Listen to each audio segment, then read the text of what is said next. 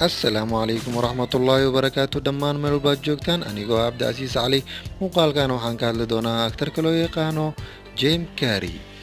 Jim Carrey waa aktar komediyan u dhashay dalka Mareykan waxaana ku tilmaami karnaa aktarka keliya ula tartami karo Mr. Bean. Jilinka wuxuu ka bilaabay stand-up comedy iyo filmaanta yaryar noloshiisana waxay isbedeshay ama wuxuu caan noqday oo magac yeeshay filimkan marka uu jilay kadib filimkan loo yaqaano Ace Ventura.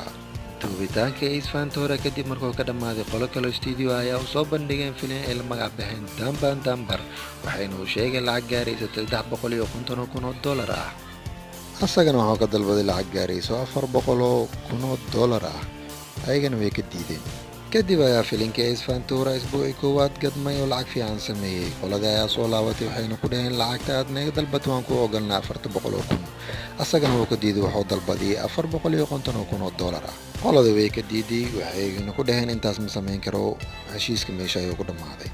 Isbuucii labaad ayaa filimkii Ace Ventura sii gadmaya. Qoladii way soo laabatay waxay dhaheen lacagta waan ku ogolnaa $450,000.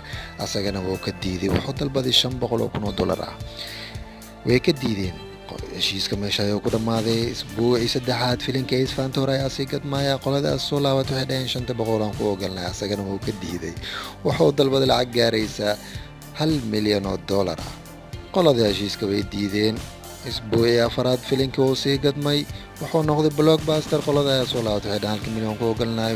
wuxuu dhahay $1,000,000 uma baahniye $2,000,000 ayaan u baahanahay. qoladii way diideen. filimka wuxuu noqday filim caalami oo blockbuster ah.